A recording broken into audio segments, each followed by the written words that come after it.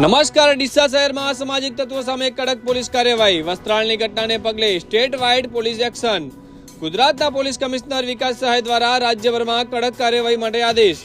બનાસકાંઠા જિલ્લા પોલીસ વડા અક્ષયરાજ મકવાણાની સૂચનાથી ડીસા પોલીસ હરકતમાં. ડીસા શહેરમાં દક્ષિણ ઉત્તર પોલીસ સ્ટેશન એક્શન મોડમાં આવ્યા. ડીવાયએસપી CL સોલંકીની ઉપસ્થિતિમાં આકસ્મિક ચેકિંગ. દક્ષિણ પોલીસ સ્ટેશનના PI VM ચૌધરી અને ઉત્તર પોલીસ સ્ટેશનના PI SD ચૌધરી દ્વારા કામગીરી હાથ ધરાઈ. શહેરના મુખ્ય વિસ્તારોમાં વાહન ચેકિંગ. દીપક હોટલ સર્કલ, બગીચા circle, Maharana Pratap high school circle જેવા વિસ્તારોમાં ચેકિંગ. રાત્રિના સમયે વાહન ચેકિંગ હાથ ધરાયું. અસામાજિક તત્વો સામે કડક કાર્યવાહી. બ્લેક ફિલ્મવાળા 4-વ્હીલરની ફિલ્મ દૂર કરવામાં આવી. નશાની હાલતમાં વાહન ચલાવનારાઓ પર કાર્યવાહી. ટોકા લાકડી સાથે મળેલા વાહનો ડિટેન કરાયા. જનતા માટે સુરક્ષા સંદેશ. ડીસા પોલીસની અપીલ. હેરાન કરતા તત્વોની જાણ પોલીસને કરવા વિનંતી. DGPના આદેશ અનુસાર અસામાજિક તત્વોને શાંત ઠેકાણે લાવવાનું પોલીસનું લક્ષ્ય. શહેરમાં પોલીસનો રોયલ ઇમેજ જળવાઈ રહે તે હેતુથી કડક કાર્યવાહી ચાલુ.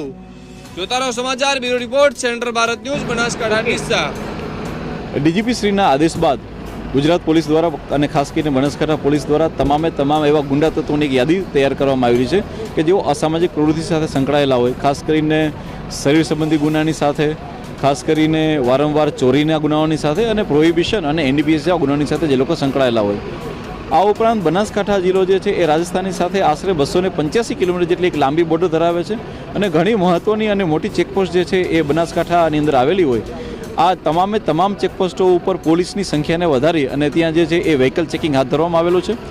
ખાસ કરીને LCBની ટીમને લગાડી લોકલ પોલીસની સાથે રહી આવા લોકો કે જે કોઈ લિકરનું સેવન કરીને આવતા હોય કે નશાની હાલતમાં આવતા હોય એવા તમામ લોકોને બ્રેથ એનાલાઇઝરનો ઉપયોગ કરીને હાલમાં ચેક કરવામાં આવી રહ્યા છે.